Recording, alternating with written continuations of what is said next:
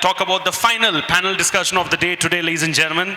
Like always, I'm going to be introducing the topic first, then introducing our moderator, and then our speakers. And I'll be requesting all of them to join me on stage together, all 7 of them. So, ladies and gentlemen, the final panel discussion of the day, this one is about catalysts of Hyderabad residential real estate. I'll repeat the topic for you all once again. This is about catalysts of Hyderabad residential real estate.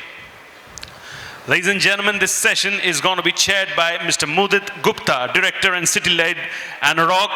Mudit ji is a seasoned real estate professional with over 17 years of proven track record in business strategy, sales and marketing of real estate projects with renowned developers across the country. He has worked with renowned developers such as Lodha Group, Godrej Properties and Tata Realty, gaining extensive expertise in the West, North and of course South India across different major cities of the country. Our first speaker for the day, ladies and gentlemen, Mr. Arun Anand, co-founder of Flow Realty. He's a seasoned leader with over 25 years of experience in senior roles and has a proven track record of turning around challenging projects and a deep understanding of the real estate market. He has been instrumental in managing the sales of over 20 plus million square feet across major cities like Mumbai, Bengaluru, Chennai, Kolkata, Bhubaneswar, Mysore, and I can keep adding the cities. Fantastic stuff. We also have with us the pleasure of having Shekar Reddy, who's the CMD CSR Estates Limited, National Vice President, CII, Indian Green Building Council, past National President, CREDAI. He has been instrumental in raising the reputation and strengthening the stature of builders fraternity in Andhra Pradesh. With over 2 decades of experience in the industry and an engineer by qualification, the journey began with AP Builders Association as General Secretary and thereafter the setting up of Builders Forum in Andhra Pradesh, a first of its kind association that was conceptualized to streamline the builders community in Hyderabad. He has also been actively representing the sector over the years and has worked towards urban policy development and many more. We also have with us today Sumanth Reddy, who is the Chairman, National Association of Realtors, India, Managing Director, Realestta, an India Institute of Real Estate. Sumanth Reddy has over 24 years of experience in the real estate sector with a focus on luxury residential properties, high-value land transactions, and strategic investments. As the chairman of the National Association of Realtors India, he is of course dedicated to promoting professionalism, transparency, and long-term growth within the industry. Ladies and gentlemen, we also have with us today the esteemed presence of Mr. Vijay Prakash, Head and Senior Vice President, Business Development, Sales and Marketing, CYBERCITY Builders and Developers. Ladies and gentlemen, he is an innovative, customer-centric leader with consultative orientation to achieve an exponential increase in sales and revenue collection in the real estate business. He is, of course, skilled in defining and directing marketing, sales, and business development strategies to outperform competitors and close deals, something that we all want when it comes to healthy competition. We also have with us today Swapna Kumar, Managing Director, Honor Homes, Executive Director, Big C Mobiles, and Joint Managing Director, LOT Mobiles, Lot Mobiles. How do we pronounce it? I want to get it right. Is it Lot Mobiles or is it LOT Mobiles? Lot Mobiles, right? Okay. So what I'm going to do is I'm going to do it again, because perfection is of course what we seek. So we have with us Swapna Kumar, Managing Director, Honor Homes, Executive Director, Big C Mobiles and Joint Managing Director, Lot Mobiles. Swapna Kumar ji is a seasoned business management professional with over 20 years of leadership experience in the Indian retail and real estate sector. As the Managing Director of Honor Homes, which was founded in the year 2016, he oversees the company's operations, growth and strategic direction. Ladies and gentlemen, it truly can't get bigger and better than this. Can I have Hyderabad clapping loudly for all these wonderful people over here, loud and clear, as I request them to join me on stage, please, for the final panel discussion of the day. Ladies and gentlemen, can I please request our guests for the final panel discussion of the day to please join us over here on stage. And let's make it a little more interesting as they walk over here. Can I have the appreciations coming in as well? We all love it, right? When we make that grand walk and people are loving and showing love and appreciation, right? Thank you, sir. Honor and privilege to have you. Pleasure. Pleasure. Pleasure. Pleasure.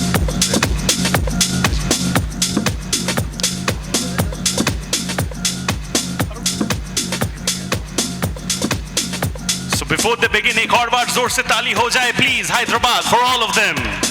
the final panel discussion of the day. Before we move forward with the awards later in the evening, thank you, sir. Over to you. In the last 3 to 4 years, what are the key challenges and opportunities that the developers have in today's scenario, looking at the current market conditions? How has the landscape of financing changed for the developers? So we'll talk about all these discussion points. We'll deep dive into it and get insights from our esteemed panelists. So welcome all.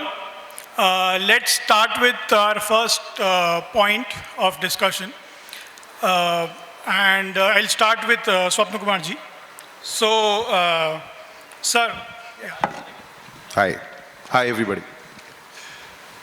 So, sir, as you see in the last 3 to 4 years post-COVID, Hyderabad has seen a tremendous growth, and we have seen the kind of new launches that have happened, the demand that has generated, phenomenal sales have happened, very good price appreciation has happened in the market.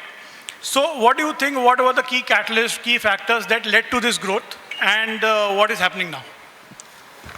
See, to answer your question, yeah, post-COVID, there was a surge, and there were bigger numbers which were registering in Hyderabad. But Hyderabad market as such from 2016 has been on a growth curve. So first and foremost contributed to that, I think, is, a stable governance, politically having a strong having a development plan, infrastructural plans, or, things that help the city to grow in terms of, either a metro coming in, finishing off roads, connectivities and all. These first initially helped. And then post-COVID, people have started, really investing in, their own homes, which I think all over India or all over the world, which has witnessed. So that is the second category. The third thing is people, realized and understood, because Hyderabad has always been an affordable market. Like you have multiple pockets where you have a lot of developers doing projects, and multiple categories of projects coming in, varied sizes. So still there are affordable houses, there are 2 bedrooms, 3 bedrooms, and also luxury category. So there are homes which are actually addressing to all the home buyers, so which has also contributed. And then more number of developers are now focusing on, buildings with different designs, understanding patterns of customers' requirements, bigger homes, luxury homes, and having Mr. Shekar Reddy here. So builders have started, focusing more on the green building initiatives. So all these things have, happened, I think, in the last 6 to 7 years, where the customers were also educated, they've understood. And that's how I think multiple reasons, have coordinated. As being said, the city is growing and the inflow of people who are coming in, Hyderabad has always been an IT-based, market where a lot of IT force comes. Fintech, pharma, and recently, so it is said like 40,000 people will be coming and settling down here in 2024 and 2025. So all these people, those inflows kept on growing. People, weather condition, political scenario, infrastructure, affordability, and the climate, all these things have a very positive impact on the Hyderabad market. I think Hyderabad is really seeing its potential now. That's what we can say as a developer. Thank you. Yeah. So picking one point from your talk on the sustainability, I will pass on the next question to Mr. Shekar. Sir, since you are very much into this department, you head the IGBC. What are the kind of demands that you're seeing coming from the consumer side, that they want sustainable smart homes, and how are the developers taking it up in their projects? At the global level, if you see, we have done almost, we have about 15,000 odd projects are registered with us. That contributes about 13 billions, which is globally second largest. We have about 80 councils globally. We are in the second position. We started from the scratch 20 years back. So you have developed about 10,000 products certified as a Green Pro. About 30 ratings we have started for different use of the built-up space, the metro, data spaces, or hospitals like that. And about 13 states in India, they are giving very good incentives. Sometimes, in West Bengal, they are giving a 10% additional built-up area. Some other states also giving 7.5%, 8%, and some property tax rebate or permit fees rebate, like that. Some banks have come forward and they are giving 10 basis points less for the green homes. So in Hyderabad, last, if you can see, we are just completing now. You are not yet announced. We are completing almost 1,000 projects now. Within another 2-3 weeks, we'll be announcing the good number of projects. And globally, many people have not done, but uniquely in Hyderabad, we have done 2 editions of the property shows, where exclusively, IGBC pre-certified and certified projects only we have displayed. See, our motto was to show, we call them green crusaders, all the developers who take up this, show these green crusaders, so they are helping the nature, future generations. We want to place them at a different level in the society. That is one thing, we have honored them. Second thing, we want this sustainability, green building should become a household name, like the Surf, Lifebuoy, everybody should know what are the benefits of the green buildings, how much water you are saving, power you are saving, what are the health benefits, and how you are leaving the natural resources for the future generations by, circular economy. Most of these 10,000 products, they are using the recycled material also. They are while producing, the pollution levels are reduced, the power consumption is reduced, and the the energy is reduced, their embedded energy is reduced. Overall, over a period of time, the green products cost will become less than the conventional product, because when everything is reduced. Anyway, many of the big players in India, they are registered with us. They are only supplying. Other day when I went to Kakinada, one day before, my IGBC team went to various stalls in the property show. Most of them are already selling these IGBC certified products in retail shops. Knowingly, unknowingly, people are using green products. So we are doing extremely well. In states like Telangana, we don't have any incentives. We are approaching, file is pending with the government. Without incentives also, we have reached the 1,000 projects. And many state governments adopting all projects. Here also, all landmark projects in Telangana also, they are adopting. Government of India is adopting for all their buildings. And the central railways, the department is the biggest player for all their developments. About 70 stations they are registered with us. All metro stations, they have taken the rating from us. So we are the global leaders now in the second position. Maybe next year or so we will be in the first rank, and it's picking up. We are doing many ways, awareness programs. Green Your School, we have a competition across the country. Many schools participate. We give the prizes. Architects, among the architects, there is a competition. We do regional conferences, national conferences. We a lot of awareness programs we do regularly, and it's doing very well. And as far as the market is concerned, Kohinoor diamond originated from this place. So Hyderabad market is like a Kohinoor diamond, So that Absolutely. is the strength. When we say Hyderabad biryani, why people talk biryani? It's very delicious because the all ingredients are in a proportionate way and cooked very well. So Hyderabad has a brand. That brand, like biryani got various components inside. Hyderabad brand has so many components. Some of the things already Swapna Kumar has mentioned. Why people should come to Hyderabad means there are many components all put together is brand Hyderabad. And we have plenty. You ask anything, it is there. I think I will come back again to talk on the market. Wonderful. So I think we look forward to have a lot of carbon neutral, carbon positive buildings in the city. But on behalf of all our developers, we have to appreciate Mr. Shekar Reddy for his efforts, in bringing, green initiatives, pushing us back on a developer's front and conducting this green building, exhibition so that people get that awareness. I think he's doing it for the future generation. Thank you so much, sir. Thank you. Thank you. So moving forward, next question to Mr. Vijay Prakash. So, Mr. Vijay, you have been seeing that last year, people are saying that the sales have tapered down. The sales is not as good as what they used to be a year back or 2 years back. What do you think, what happened? Why did the sales, say, went down? And the inventory which is there, there's a lot of oversupply. So what could be the reason for that? Well,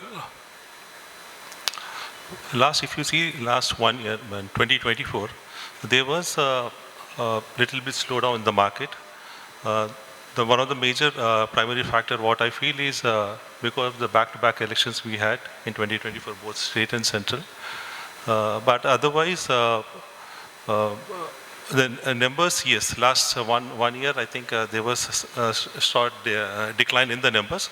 But if you see off late, post last couple of months, the market is improving, and especially last 2 months, more precisely, there is a huge demand for the luxury segment, and people are coming back, and we are hoping the market will recover and bounce back very shortly. Very true. I think the back-to-back elections kind of changed the sentiments of the people, and I think because of that, the market went down a bit. Taking this question forward to Mr. Sumanth. So what do you think now the direction of market will be? Will it go up, or it will remain what it is now? Thank you, Mudit. First and foremost thing, I don't see it as a setback, because for any good market, right, you need consolidation, because it cannot keep on growing.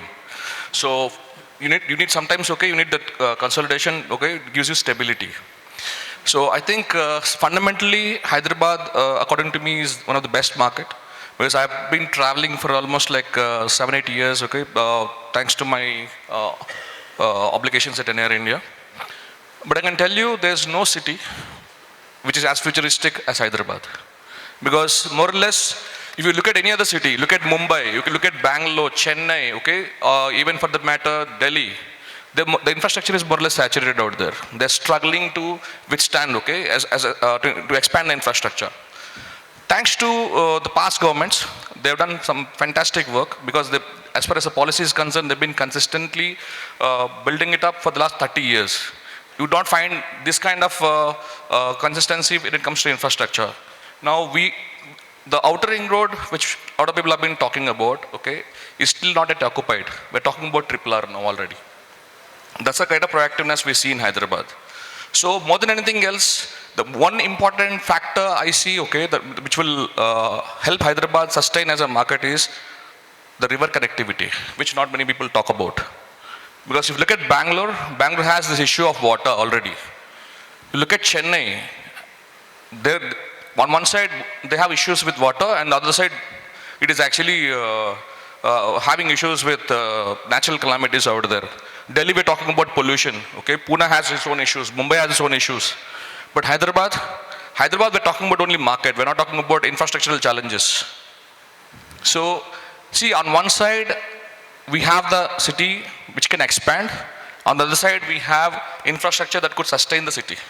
So I think in the long run, yes, I think for some time, yes, this till the consolidation is over, right? I think market could go a little slow, but I'm very confident in the coming time, this is the city for everybody to watch out for. Okay, very well said. Talking about multiple cities, Arun, since you have worked in multiple cities across India, how do you, say, compare Hyderabad as similar to other cities or different to other cities? I think it is similar in some ways and different in some ways for sure. First, I'll talk about similarity. I think after Bangalore, which is absorbing about 40% of IT, ITES, GCC leasing. Second biggest in India is Hyderabad, which is leasing about 12-13 million square feet every annum. So 150,000 people are adding. Bangalore maybe 2 lakh. So one way is that the new gen, the IT, that ecosystem of IT attracting a migration population from all across the country, whether it is North India, South India, assimilating them together. And when different people of different cultures and value system come together, the innovation and the collaboration and new ideas, new entrepreneurship, new kind of pubs, bars, music, food, everything evolves. I think that is something in Bangalore very nicely, which is coming in Hyderabad very nicely. Okay. Second part is that, so the similarity is mainly about the IT, ITES and the people, different set of people coming in. On a dissimilarity basis, what I would say is that from a culturally point of view, I think Hyderabad markets, I agree with all of you that markets are phenomenal here. And one of the reason is that Hyderabad gives a lot more weightage to real estate as an asset class. Okay. For example, Bangalore, I can say that, people working in my own company, all of them are sitting in Zerodha and Grow and things like that. They keep buying equity for even 200 rupee, 300 rupee bets they take on a daily basis. Okay. But I see that I speak to a lot of people who have invested in Hyderabad. I speak to developers. I speak to some channel partners. All of them say that plotted developments, villas, apartments. So if you take 100 rupees of wealth of a person, Hyderabad perhaps probably gives 60 to 70% weightage to real estate and 20-30 to other classes. Whereas, this Bangalore and other cities might be 40% to real estate and vice versa. Second thing is, I think Hyderabad as a community prefer larger homes.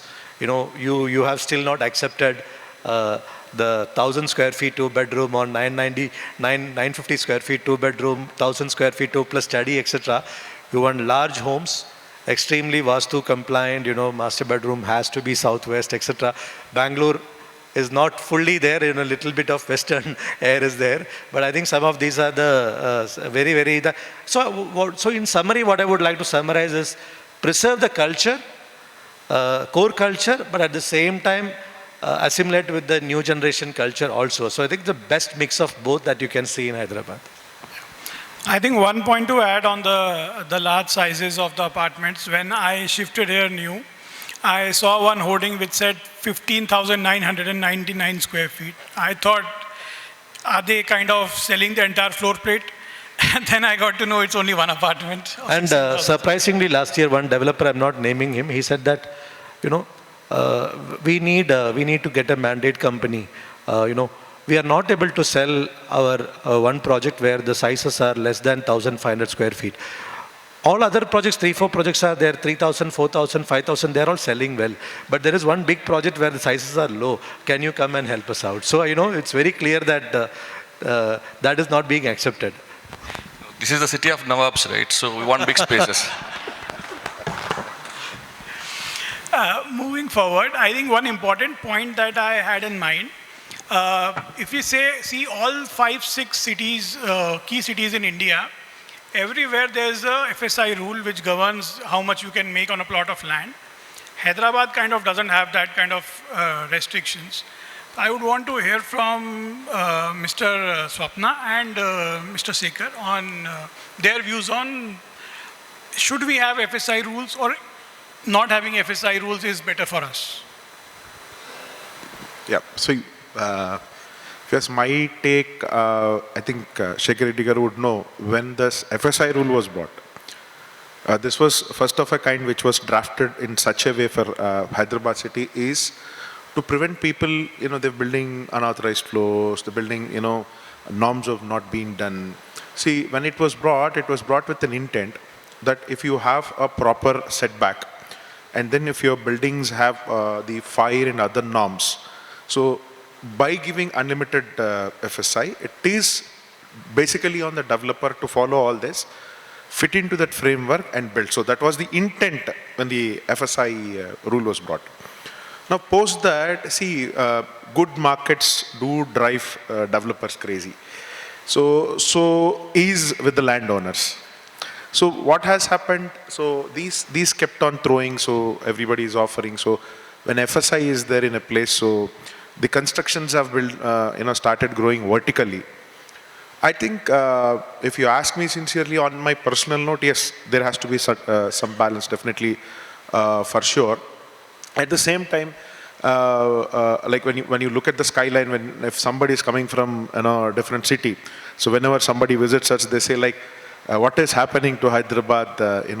Whenever we come from the outer ring road and enter your city, we see like, we are entering into a downtown of any other, countries where the downtowns are already done. So it adds to the skyline, it adds to the beauty of the city. And yeah, definitely, if the amenity ratios, customers living there, like, see, a building may be a 50 floor or a 55 floor. Like, because in Hyderabad, like how we said, the luxury homes are more. So it may be a larger project, but when you look at into number of homes, so it is hardly like 200 homes, 160 homes, 300 homes, but it may look like a larger project.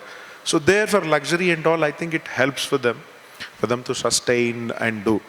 So that's my take. So there should be a balance. And I would go with our senior Shekar Reddy to throw some light. Yeah. Yes, sir. Your views. Yeah, see, before 2006, like any other city, we had rules. Britishers, those formulated. But about 100 to 150% deviations was there.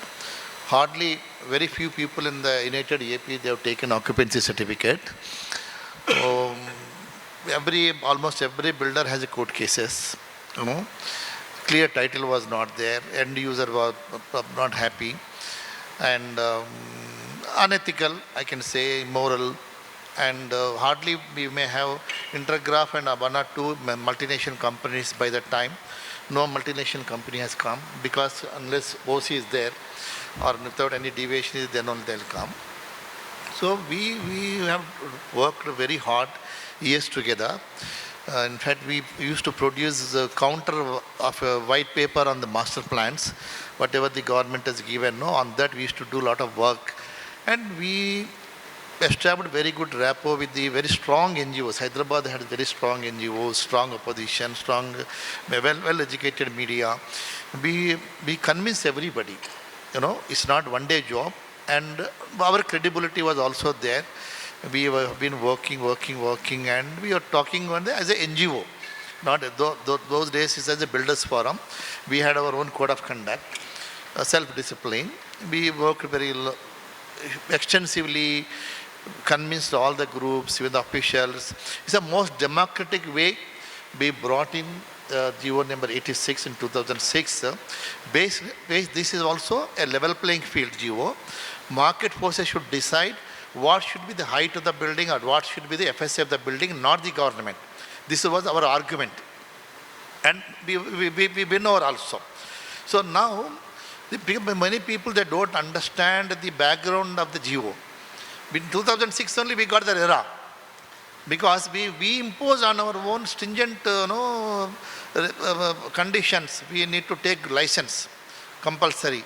10% of the built-up area to be handed over to the local body by way of affidavit, which in turn they will put it in the sub-register in a prohibited register. Unless I get occupancy certificate, I won't get back my 10%. If my builder is losing 10%, means almost his profit is gone. And he will be blacklisted, he will lose his license. We ourselves impose this, not the government, for your information. So that is a self-enforcement, and market forces should act. See, people are saying FSC, unfortunately, some people went government and tinkered the GO. So, they disturbed. See, every 5 floors at a certain point of the height, additional 1 meter setback has to be, provision was there. Somebody, without consulting the association, without brainstorming, they removed that condition. So that is giving more area. Second thing, when we got it 2006, the impact fee, every fifth floor onwards, a huge impact fee is imposed. When you go up, telescopic method, the impact will also increase. So unless otherwise really required, really consumed in that locality, With their whims and fancies, no developer should take it. Demand supply only you should take. So this is directly relation, this impact fee to the land price. When we have put this as in 2006, every 3-5 years it should have increased. But because of various reasons, political reasons, other reasons, struggle, market conditions, we could not revise the impact fee. But 2016, when we revised, instead of increasing the impact fee because of certain vested interest, it is reduced. So that has unnecessarily given a wrong signal. The landlord started demanding more because this payment is negligible.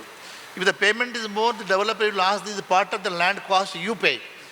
So now also, with a little bit correction after certain height of 30-35 floors, depending on the brainstorming of the various association, we have to increase that impact fee. Second thing, we should bring back, we remove that GO number 50 and impose that 1 meter setback. And I have used market forces. I told the market should decide how much should construct. People are constructing more. It's good now. See, people should understand, common people, buyers should understand. We bought so much of good policy. It's not monopolized. It is against the monopoly. When my builder friends are producing more and more supply, what happens? There is a healthy competition, the prices will fall. So that is the beauty of the GO. People are not understanding that. So once we realize that demand supply, there is a variation, the developers has to adjust themselves. When we had a bad market earlier also, we re-engineered ourselves. Instead of starting 10 blocks at one go, we started, depending on the marketing, booking, started one block. So now also, see, in fact, few years back, some people had a huge, many projects they started, IT projects. When they realized the market, they stopped some of the projects. That is the beauty. The investor, the developer has to realize what is happening. Government won't tell. Nobody will tell. So supply should come excess also. See, my feeling as a citizen, not as a developer, we incorporated the GO. Excess supply is there, market correction will happen. It is good for the society, good for the developers, good for the investors. No, it should not go in one direction. That is not a right policy. Now, people should understand the no FSI GO, which is not there anywhere globally. We have out of the box, we got it here. And it is the duty of the developers and the other consultants to see that GOs like 50 should not come into picture. It's our responsibility. We should retain the policy. If tomorrow somebody brings FSI policy, the selling price will become 50% excess. Because already land price is established in South India, particularly India, like America, if the local industry is gone down means prices will fall. But here, going down, the land price is very rare. Doesn't go down. So if you reduce the FSI, what will happen? You have to sell at higher price. The affordability is not there. See, our interest always is, like a trader, whenever the GST or VAT is increased, trader will go for some dharna. Here also, as long as the developers community retains the prices, reduces the prices, and beauty of the GO is today, even district level, whatever price is there across the country, same price apartments are available in the northern side, eastern side of the city, standalone buildings, 4,500 rupees, you are getting beautiful specifications, amenities. Only in the where high rise is there, the cost is more, clubhouses are 7-star facility. There you need to pay something more because more precautions are taken, more inputs are put into that, and more risk is taken by the developer. I think definitely all, but with small correction, what we have today, the policy is extremely good. And in fact, while the government of India was drafting RERA, I told them, why do you want to duplicate come with some RERA? You copy our rules, and because in our rules, ombudsman is there, tribunal is there, everything is there. And after the GO, 99.99% of the professional builders are getting OC. Customers are happy, and today you are seeing so many world-class brands because of the GO 86. Thank you. Thanks. Thank you very much. I think this is the beauty of having Shekar Reddy Garu on the panel, that he would be a part of policy making, so he would know what is the history of the thing starting from. So I think good insight, sir. Next question to Arun. Arun, what has been the change and evolution of consumer preference in kind of buying the houses? So apart from location and price, these are two important things that you cannot ignore. But other than these two things, what are the other things that a home buyer would look into while he's making a purchase decision? As in, isn't specific to... So like any kind, so basically, other than say pricing or other than a location, is there amenities that they look into? Or is there a sustainable I think we should ask the audience, they will into? give us 100-point parameters on what each of them will look into. Somebody will say ventilation, vastu, this, that, price, efficiency, balcony, bedroom size, study room, kids' bedroom size, due play. I'm sure they have much more knowledge about what they actually need, and there are different segments. But I think, one of the couple of two, three things that have changed, especially in the last 4 or 5 years, I would just like to brush upon. Number one was that, like Bhagavad Gita, may they say that, Dharma samstha banartaya sambhavami yuge yuge. When one set of thought process breaks and a new set of thought process evolves, that's what happened in 2020. So, for about 15 years, there was a nice Uber economy in building. I don't want to I don't want to buy a house. I don't want to buy a car. I don't want to buy a scooter. I will put this app, this will come, that app, this will come. Okay. What happened is when suddenly pandemic came, I want my own car. I want my own house, So the need for having your own private space, which is car and house in particular, right? These two need increased a lot. Second thing is, thanks to Biden and all the leaders of Europe and UK, trillions of dollars got pumped into the economy by way of stimulus and interest rates reductions. Lot of expenditure were made in technology, of which our export firms like TCS, Infosys, GCCs got a huge revenue boost. So this economy, nearly about $20 trillion of money was poured into the economy. Part of it came to India as well. So all our own companies, like, startup companies and all these companies started, Infosys, Wipro, all of them started getting good business and also empowered the purchasing power of Indian middle class as well. So two things. One was the need from within. Second thing is that was backed by a strong evolving purchasing power and lower interest rates, etc., which government gave as a part of COVID boost. So these 3-4 things suddenly ended up in huge demand overthrow across the economy.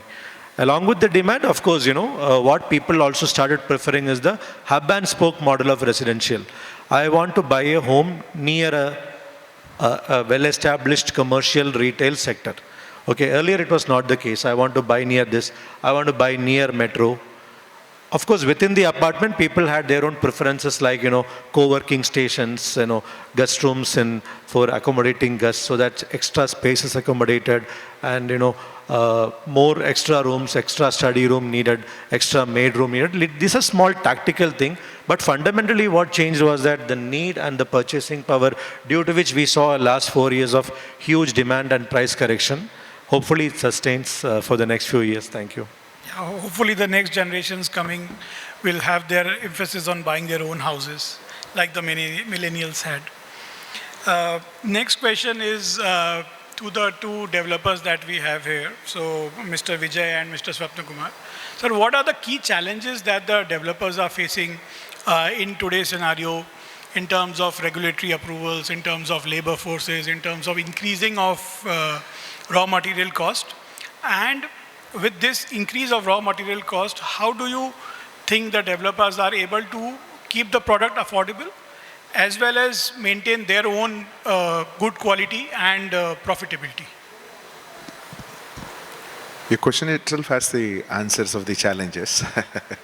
So it's basically time when it comes to the approval. So the faster the approval, the faster the projects. And so there's a lot of planning which goes before we construct the building, and we showcase it to a customer. So if that is done faster, I think half of it is done.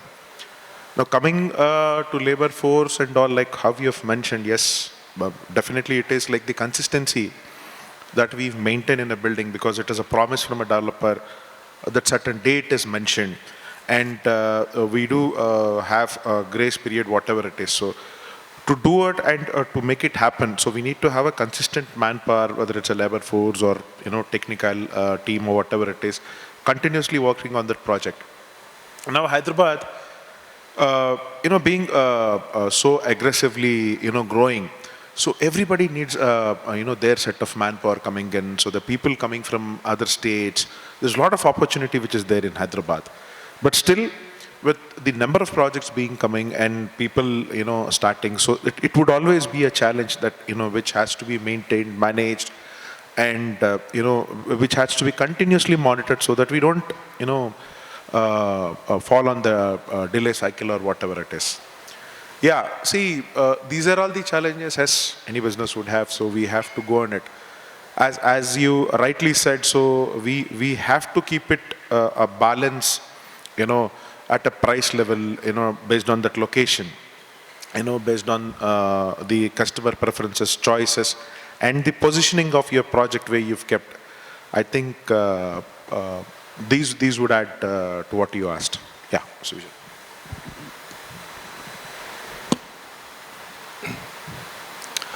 In addition to whatever you have told, yes, it's a major challenge for all the developers. In order to counter this, various developers are adopting smart strategies like launching, building the construction in a phased manner. So that will again you have some cushion, instead of you can have control on the your balance sheet. In addition to that, we are also finding out implementing some innovative pricing strategies to reach the customer segment, like giving a pre-MI offers, 50-50 schemes, and various other schemes we are offering.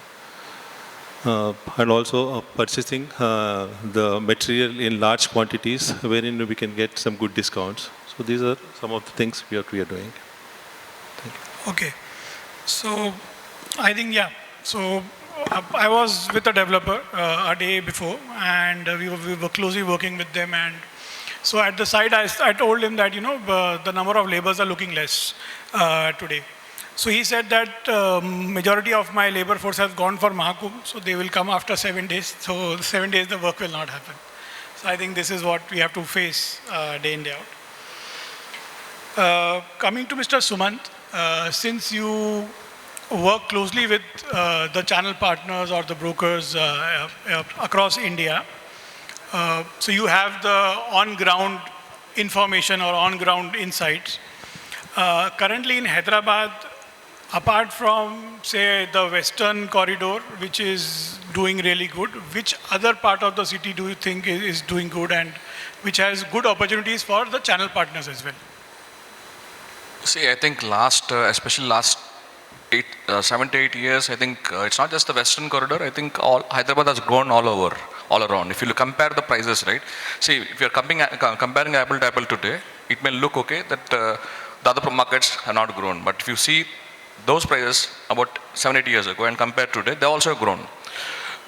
Because the infrastructure is also there. But the focus area has always been the west, because high-tech city is the one actually which pushed Hyderabad into the global map. So, and now because there's land availability there, so and people also preferred this location. So it's the consumer who was preferring this location all the time. It was not the developer. Developer was actually catering to the needs of the consumer. So now I think things are slowly changing, because now if you see, Rajinagar is catching up now. So the south of Hyderabad is catching up. Government is also, I think, pushing the south, because they're working on the fourth city there. So I think in the coming time, definitely the southern part of Hyderabad has a lot of potential because it's also close to the airport, and it's also close to the social infrastructure because the southern part is is closer to the city also. So I think that market will do well, I think, in the coming time. But doesn't mean that only that pocket will do well. So even I think north is also picking up, even the east is picking up. So I think, and we never know. So suddenly a government come with some policy or some industry could completely change the dynamics. So as of now, if you really see the market, I think south seems to be taking over from west, but you never know, okay, how things are going to take shape in the future.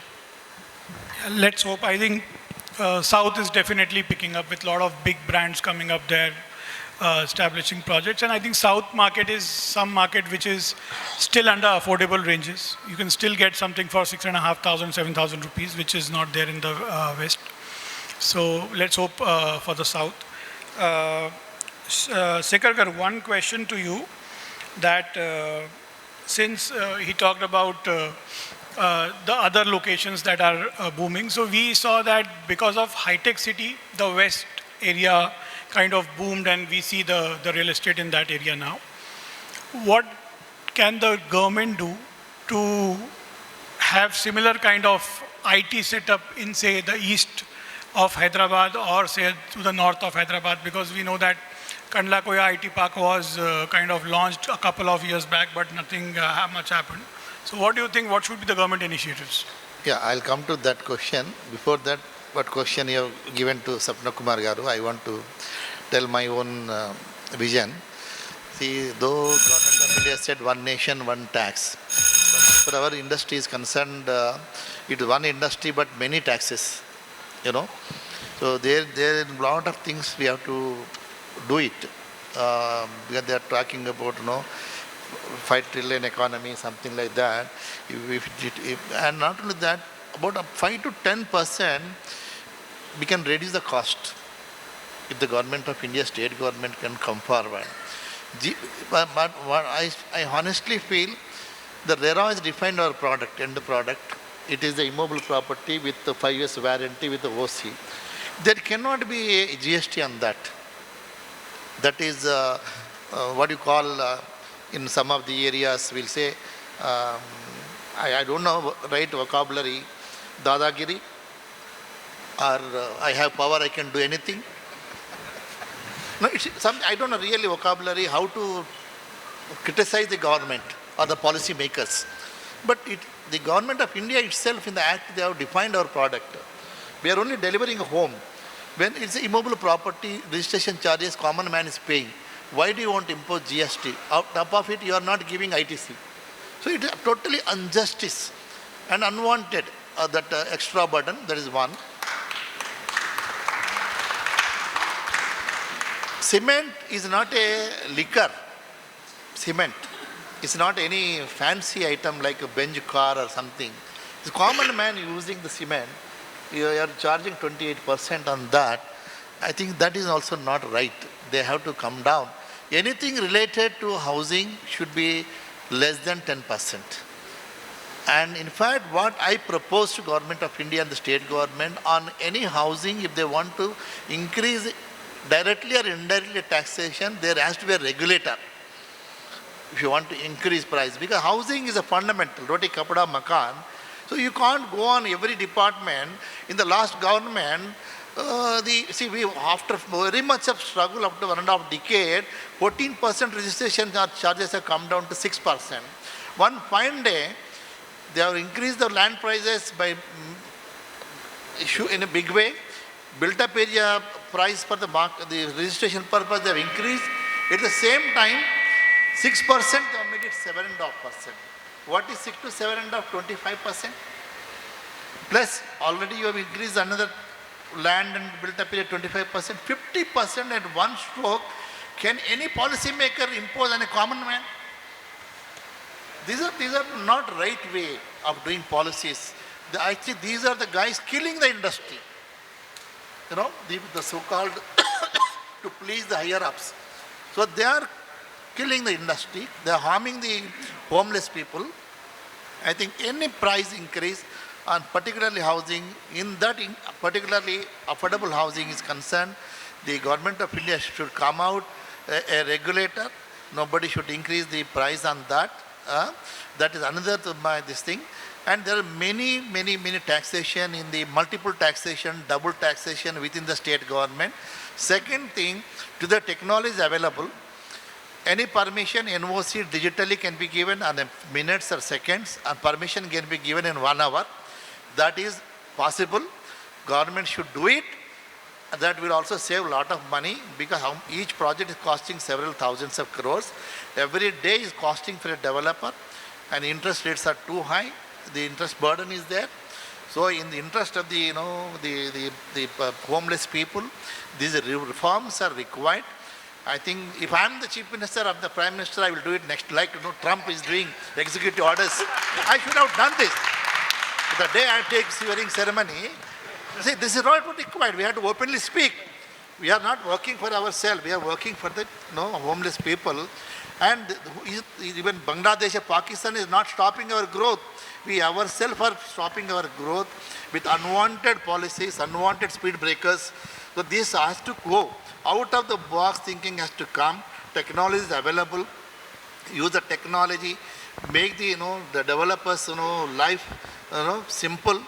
Now it's a miserable. I can say it's a miserable. Our life is miserable. So many departments we have to consult, go. File will not move months together.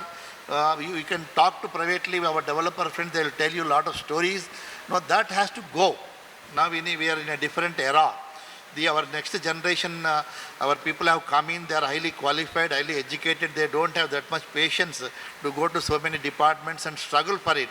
We are giving directly, indirectly millions and millions of jobs. 250 ancillary industries like cement, steel, sanitary, electrical, they all depend on us, apart from our regular employees, and sand, brake, these are the huge employment generation. Every municipality depends on the work developer, every urban development, every state government by way of GST and stamp duty and many other taxes, they are dependent, they are surviving on this industry, which is the largest producer, supporter of the employment and also taxation. It should be given a priority. They should be treated, you should throw a red carpet to all the developers. If somebody Swapna Kumar wants to start industry, if I am in power, I'll tell my people, go to his house, his office, and give within 24 hours the permission. That should be the attitude.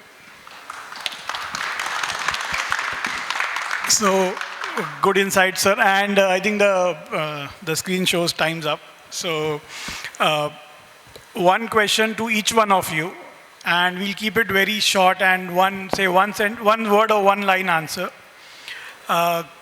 Keeping it back to our topic, what will be one key factor or catalyst that you feel will help the real estate in Hyderabad to grow in the next 5 years? So starting with Mr. Swapna Kumar. One key factor. One key factor that will drive the growth now. So there has been certain factors which have driven the growth till now. What will be one key factor according to you that will drive the growth further? Further to this, whatever is there, what will be... yes.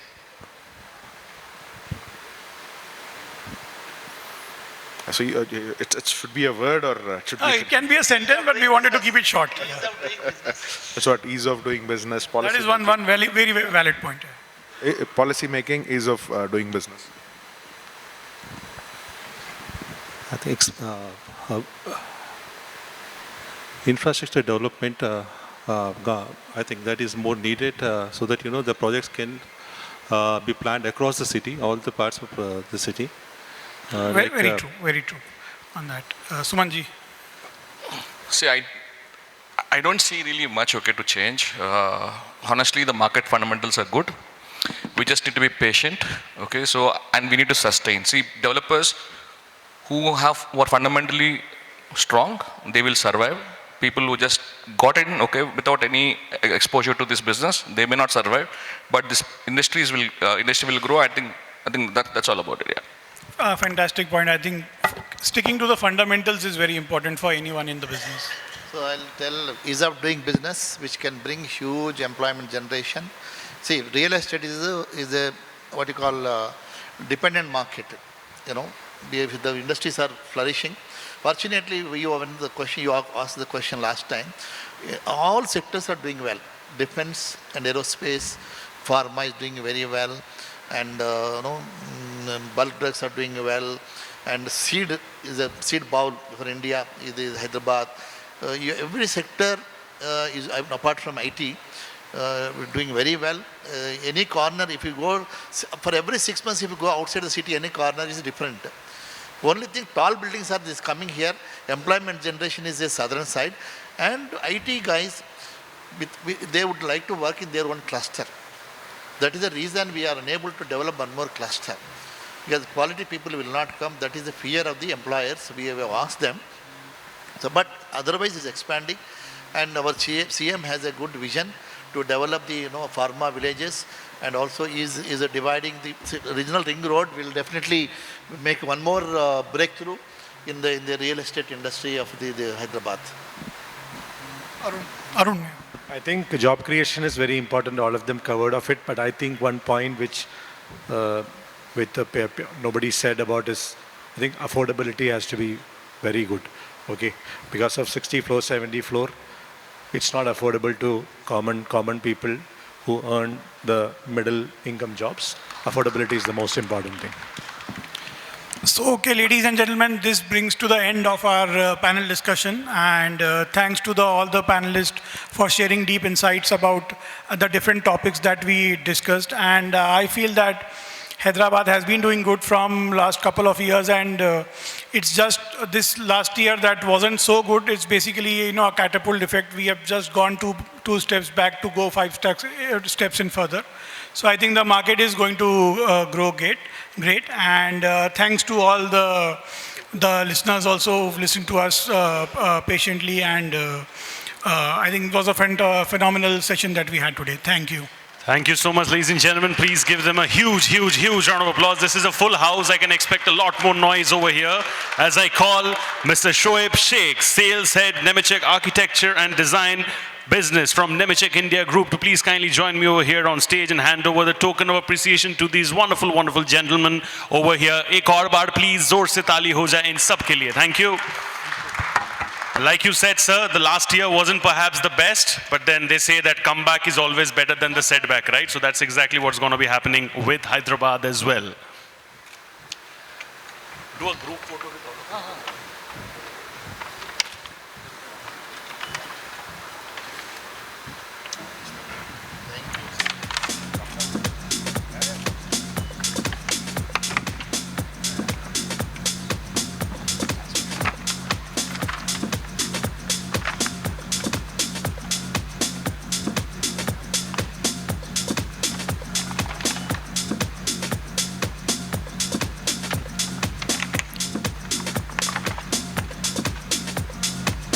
I'll request all you stalwarts to please come forward for a group photograph, if I may request. Thank you.